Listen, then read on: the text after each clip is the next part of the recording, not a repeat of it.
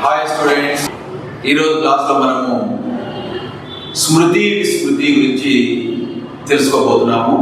స్మృతి అంటే జ్ఞాపక శక్తి, విస్మృతి అంటే మర్చిపోవడం. సాధారణంగా మనం అనుకుంటాం జ్ఞాపక శక్తి మనం నేర్చుకున్న విషయాలు ఏ విధంగా మన మెదడులో దాచిపెట్టుకుంటామో, తిరిగి చెప్పగలుగుతామో దాన్ని జ్ఞాపక శక్తిగా పేర్కొంటాము. మర్చిపోవడం, మనం అభ్యసించిన దాన్ని తిరిగి చెప్పలేకపోవడం, దాన్ని మర్చిపోవడం అంటారు, విస్మృతి అంటారు. సైకాలజీ భాషలో స్మృతి విస్మృతిగా పేర్కొంటారు.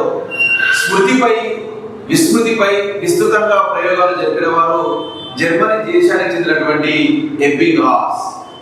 ఇతను మెమరీ అనే గ్రంథాన్ని కూడా రాశాడు. మరి ఈ స్మృతి ప్రక్రియ జరిగేటప్పుడు మెదడులో కొన్ని ప్రక్రియలు జరుగుతూ ఉంటాయి. మనకి జ్ఞాపక శక్తికి సంబంధించినటువంటిది మెదడు ముఖ్య భాగం కాబట్టి కొన్ని ప్రక్రియలు జరుగుతూ ఉంటాయి.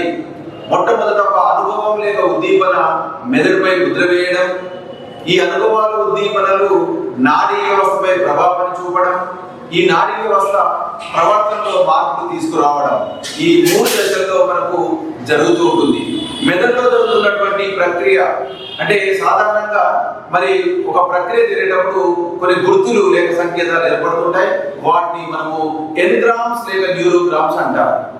ఎన్గ్రామ్స్ లేక న్యూరోగ్రామ్స్ అని వాటికి పేరు ఇచ్చారు. ఎన్గ్రామ్స్ లేక న్యూరోగ్రామ్స్ అని పేరు. ఆ న్యూరోగ్రామ్స్ వీరికి ఈ పేరు ఇచ్చారు, ఎన్గ్రామ్స్ లేక న్యూరోగ్రామ్స్. ఇక సాధారణంగా ఈ స్మృతికి మొట్టమొదటి మెట్టు అభ్యసనం. అభ్యసనం అంటే మనం సాధారణంగా నేర్చుకోవడం, గ్రహించడం, ఇవన్నీ కూడా అభ్యసనానికి సంబంధించినటువంటిది. కాబట్టి స్మృతికి మొదటి మెట్టు అభ్యసనంగా పేర్కొంటున్నాం. స్మృతికి మొదటి మెట్టు అభ్యసనం. ఈ అభ్యసనం బాగా జరగాలంటే కొన్ని పద్ధతుల ద్వారా మనము తెలుసుకోవాల్సి ఉంటుంది. సాధారణంగా మొట్టమొదటి అభ్యసనం చక్కగా సమర్థవంతంగా జరగాలంటే మొట్టమొదటిది మనకి నేర్చుకోవాలనే కోరిక, విల్ టు లెర్న్, నేర్చుకోవాలనే కోరిక తప్పనిసరిగా ఉన్నప్పుడు మాత్రమే అభ్యసనం జరుగుతుంది. ఒక విద్యార్థి కానీ ఒక వ్యక్తి కానీ మొట్టమొదట అభ్యసించడానికి శ్రద్ధ, ఆసక్తి రెండు కూడా ఉండాలి. కాబట్టి విల్ టు లెర్న్, నేర్చుకోవాలనే కోరిక ఉంటుంది. ఆ తర్వాత ఏకాగ్రత, కాన్సంట్రేషన్ చాలా ముఖ్యమైనటువంటిది. ఏదైనా ఒక విషయాన్ని నేర్చుకునేటప్పుడు మనము కాన్సంట్రేషన్ లో ఉండాలి, ఏకాగ్రత ఉండాలి. దాన్ని మనం అటెన్షన్ కూడా అంటారు. కాబట్టి ఉపాధ్యాయుడు పాఠశాలలో బోధించినప్పుడు, కళాశాలలో బోధించినప్పుడు వీళ్ళందరూ కూడా మొట్టమొదటి మనం చెప్పేది అటెన్షన్ అంటారు. అటెన్షన్ మనము అవధానం అంటే మీ మనస్సును ఎక్కడ కేంద్రీకరించకుండా ఏకాగ్రతతో కాన్సంట్రేషన్ ఇక్కడే చూపించండి అని చెప్పడం. కాబట్టి దాన్ని మనము ఏకాగ్రతగా పేర్కొంటారు. పునఃపఠనం, రిపిటేషన్. ఏదైనా నేర్చుకున్న విషయాన్ని తిరిగి మళ్ళీ చెప్పడానికి దాన్ని పునఃపఠనంగా పేర్కొంటాము, రిపిటేషన్. ఈ రిపిటేషన్ వల్ల ఒక అభ్యసనం చక్కగా కొనసాగుతుంది. ఏదైనా ఒక పద్య భాగం కానీ నేర్చుకోవాలనే ఇంకో అంశం పట్ల కానీ పునఃపఠనం చేసినట్లయితే, మరీ చదివినట్లయితే పునఃపఠనం ద్వారా అభ్యసనం చక్కగా జరుగుతుంది. ఇది కూడా చక్కగా అభ్యసించడానికి ఉన్నటువంటి అంశాల్లో ఉన్నటువంటి పునఃపఠనం. నెక్స్ట్ నిర్విరామంగా అభ్యసనం, విరామం ఇచ్చే అభ్యసనం. అంటే ఒక విషయాన్ని నేర్చుకునేటప్పుడు కంటిన్యూగా నిర్విరామంగా చదివినట్లయితే అభ్యసనం చక్కగా సమర్థవంతంగా ఉంటుంది. విరామం ఇచ్చి చదవడం వల్ల కూడా మనకు అభ్యసనం కొనసాగుతుంది. మధ్యన విరామం ఇచ్చి మళ్ళీ నేర్చుకోవాలనే ఆసక్తి ఉన్నట్లయితే అభ్యసనం చక్కగా నిర్వహించు. ఇది కూడా మన అభ్యసనంలో సంబంధించినటువంటి కొన్ని పద్ధతుల గురించి మనము తెలుసుకుంటున్నాం. నెక్స్ట్ మొత్తంగా అభ్యసించడం లేక భాగాలుగా విడగొట్టి నేర్చుకోవడం. ఏదైనా ఒక విషయాన్ని నేర్చుకునేటప్పుడు మొత్తం భాగాన్ని నేర్చుకోవచ్చు, లేకుంటే ఓ అంశాన్ని భాగాలుగా విడగొట్టి కూడా అభ్యసించవచ్చు. కాబట్టి నేర్చుకునే అంశం పట్ల మనము సాధారణంగా మొత్తంగా లేక భాగాలుగా కూడా విభజించి అభ్యసించవచ్చు. నెక్స్ట్ వల్లె వేయడం, రెసిటేషన్ అంటారు. వల్లె వేయడం వల్ల కూడా అభ్యసనం చక్కగా సమర్థవంతంగా మరి నేర్చుకుంటారు కాబట్టి వల్లె వేయడం. కాబట్టి ఈ అభ్యసనానికి సంబంధించినటువంటివి చక్కటి అభ్యసనానికి ఇవి మరి మార్గదర్శకాలుగా ఉంటుంది. కాబట్టి ఇంతకు చెప్పుకున్నటువంటి మరి మొదటి పెట్టు శివునికి మొదటి పెట్టు అభ్యసనం. ఓకే, అభ్యసనం చక్కగా జరగడానికి కొన్ని పద్ధతుల్లో నేర్చుకోవాలని కోరిక. ఓకే, రెండవది ఏకాగ్రత ఉండాలి. తర్వాత పునఃపఠనం ద్వారా చక్కటి అభ్యసనం, నిర్విరామంగా అభ్యసనం, విరామంగా ఇచ్చే అభ్యసనం కూడా ఉంటుంది. మొత్తంగా అభ్యసించడం మరి లేక భాగాలుగా విడిపెట్టి కూడా మనము నేర్చుకుంటాం. నెక్స్ట్ రెసిటేషన్, వల్లె వేయడం ద్వారా చక్కటి అభ్యసనం జరుగుతూ ఉంటుంది. కాబట్టి నేర్చుకునే విషయాలు ఎక్కడ దాచుకోవాలి, నేర్చుకునే విషయాలు ఎక్కడ దాచుకోవాలంటే దాని దారుణ కింద పేర్కొంటారు. దాన్ని రిటెన్షన్ అంటాము. రిటెన్షన్ మనము సాధారణంగా ఏం చేస్తాము, సంపాదించిన డబ్బును దాచుకోవాలంటే బ్యాంక్ ఏ విధంగా ఉంటుందో మనం నేర్చుకునే విషయాలు కూడా మరి దాచిపెట్టుకోవాలంటే ధారణ. ఈ ధారణ అనేది ముఖ్యంగా ఒక నిలయం లాంటిది. అంటే ఈ ధారణ ద్వారా కొన్ని పద్ధతులు దారిలో ఉన్నటువంటివి, వాటి ద్వారా మనము ముఖ్యంగా ప్రయోగాత్మకంగా దారం ద్వారా తెలుసుకోవడానికి 3 పద్ధతులు. ఒకటి పునఃస్మరణ, గుర్తింపు, పునరభ్యసనం. Recall and recognition and relearning. ఇవి ముఖ్యంగా ధారణ ద్వారా తెలుసుకోవడానికి ముఖ్యంగా పునఃస్మరణ. కాబట్టి రీకాల్ అంటాం. పునఃస్మరణ అంటే మనము నేర్చుకునే విషయాలను ఎంతవరకు మనము మరి చేయగలుగుతున్నామో, మరి అభ్యసించగలుగుతున్నామో, తిరిగి చెప్పగలుగుతున్నామో దాన్ని పునఃస్మరణ కింద చెప్పుకుంటాం. గుర్తింపు అనేది సాధారణంగా ఇది చాలా పునఃస్మరణ కన్నా తేలికైన పద్ధతి గుర్తింపు పద్ధతి.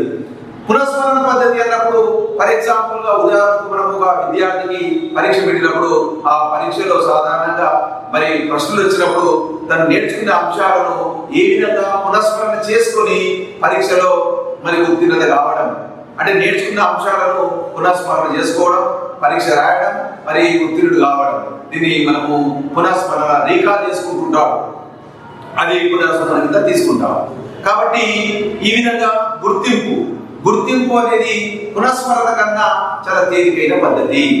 ఈ గుర్తింపు పద్ధతి సాధారణంగా గుర్తింపు గణన ఉంది. గుర్తింపు గణనలో మరి సాధారణంగా దీనికి ఒక మూల సూత్రంలో గుర్తింపు గణన ఈజ్ ఈక్వల్ టు ఒప్పులు మైనస్ తప్పులు బై మొత్తం ఇంటూ 100 అనే ఒక సూత్రం ద్వారా రాబట్టి మనం ఆ గుర్తింపు గణనకు సంబంధించినటువంటిది తెలుసుకుంటాం.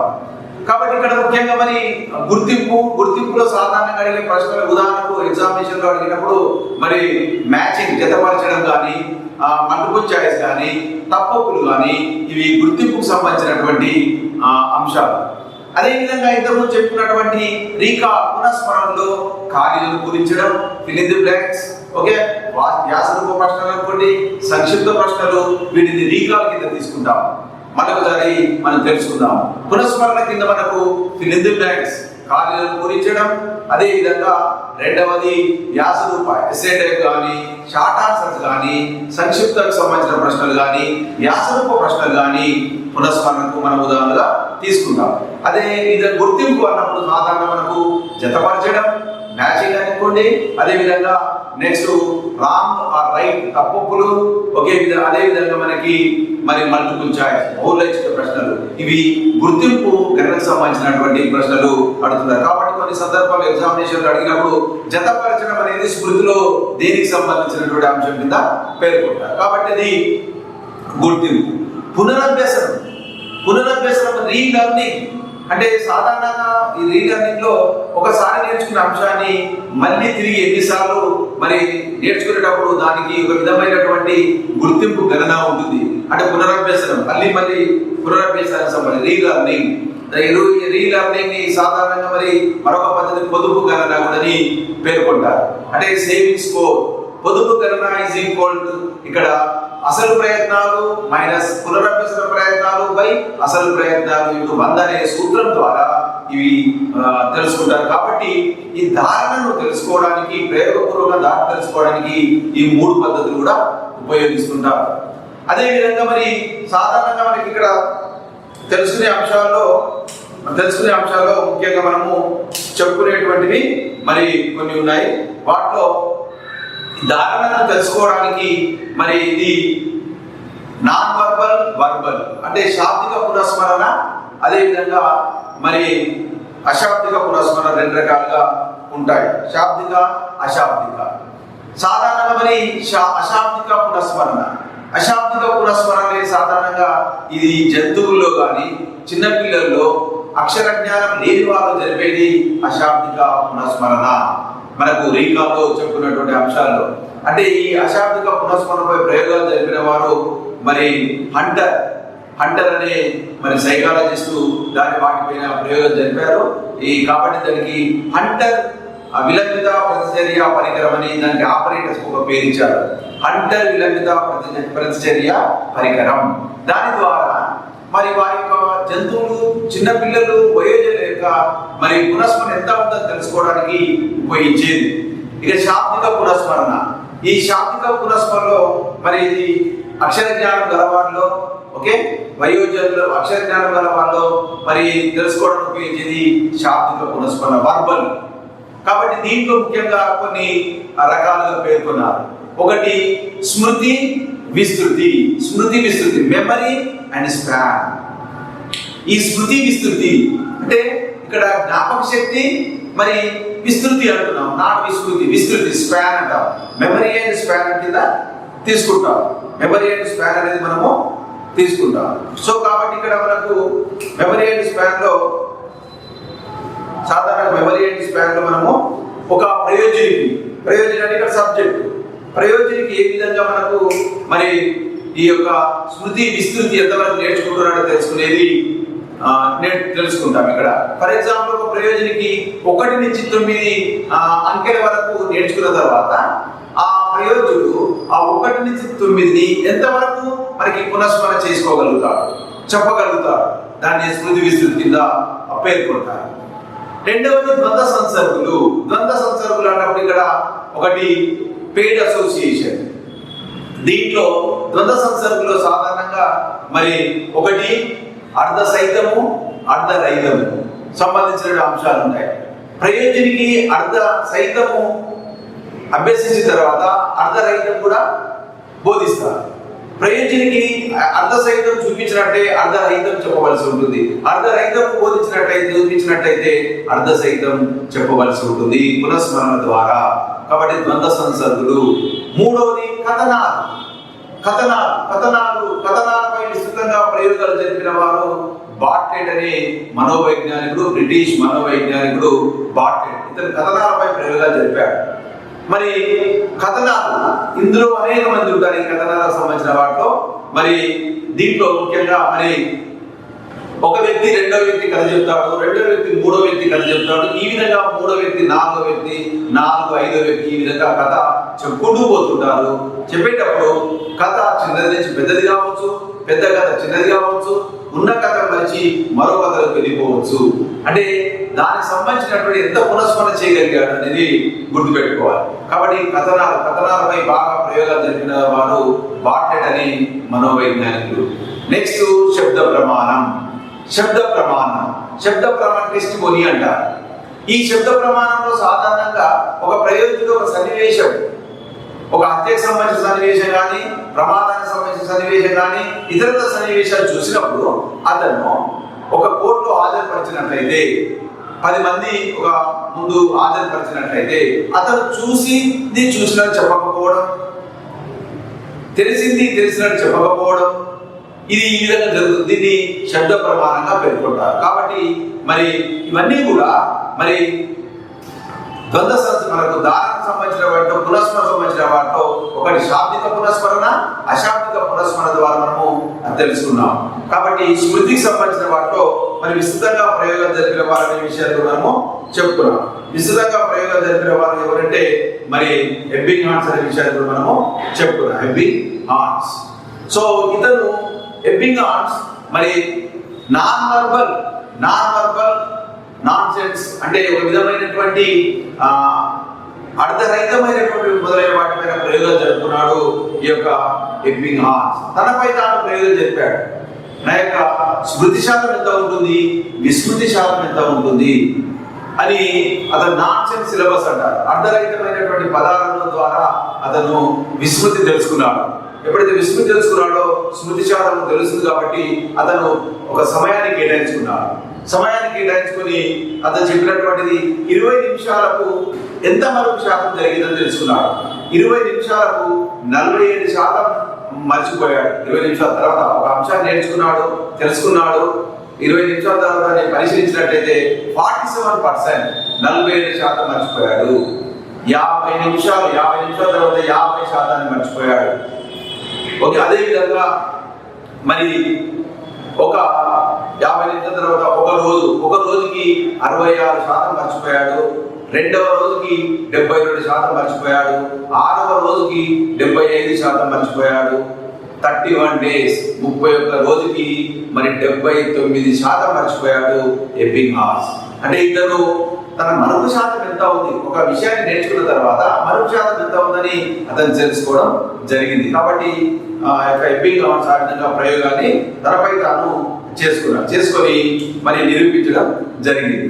దీంట్లోని కొన్ని మరి వీటికి సంబంధించిన వాటిలో మనం చెప్పుకున్నట్లయితే కొన్ని ఏ విధంగా డెజావు అనే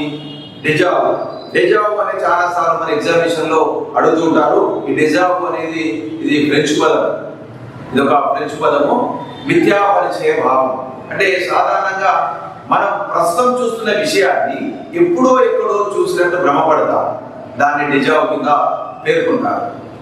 మరొకసారి చెప్తాను దాని గురించి. డెజావు అనేది ఒక ఫ్రెంచ్ పదము. ప్రస్తుతం చూస్తున్న విషయాన్ని ఎప్పుడో చూసినట్టు భ్రమపడమే ఇది డెజావు. అదేవిధంగా జైగార్నిక్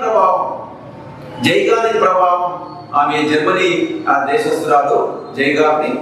ఆమె ఏం చేసిందంటే సాధారణంగా మరి కొన్ని ముఖ్యమైనటువంటిది ఈ స్మృతికి సంబంధించిన వాటిలో చెప్పడం ఏంటంటే, మనం పూర్తి చేసిన పనుల కన్నా మధ్యలో ఆపివేసిన పనులే ఎక్కువ కాలం గుర్తుండే అని చెప్పింది. పూర్తి చేసిన పనుల కన్నా మధ్యలో ఆపివేసాం చూడండి, అవి ఎక్కువ కాలం గుర్తుంటాయంట. జనరల్గా సింపుల్ గా మనం ఎగ్జాంపుల్ చెప్పుకున్నట్టయితే ఒక పిక్చర్ పెరిగినప్పుడు ఎన్నో పిక్చర్ జీవితకాలంలో చూస్తాం, కానీ అన్ని పిక్చర్లు మనకు గుర్తు పెట్టుకోలేదు. ఎప్పుడైతే మధ్యలో రావడము, ఇంటర్వ్యూకి రావడము, ఎవరైనా ఫోన్ చేసి బయటకు వెళ్ళిపోవడము, ఆ పిక్చర్ ఎక్కువ కాలం గుర్తుంటుంది. కాబట్టి ఈమె చెప్పినటువంటిది పూర్తి చేసిన పనుల కన్నా మధ్యలో ఆపేసినప్పుడు ఎక్కువ కాలం గుర్తుండే అని చెప్పారు మరి జర్మనీ దేశస్తురాలైనటువంటి జైగార్నిక్. కాబట్టి ఈ మనకు స్మృతికి సంబంధించినటువంటి వాటిలో మరి ఎబ్బింగ్ హాస్ తనపై తాను ప్రయోగం చేశాడు. ఇది ఏ విధంగా ప్రభావం చూపిస్తుంది మెదడు పైన, అనేకమైన కాంపోనెంట్స్ వాటి యొక్క అంశాలు తెలియజేయడం జరిగింది. మరి స్మృతిలో సాధారణంగా మనము చెప్పుకున్నట్లయితే కొన్ని రకాలు ఉన్నాయి. స్మృతికి సంబంధించినటువంటి రకాలు కూడా మనము తెలుసుకుందాం.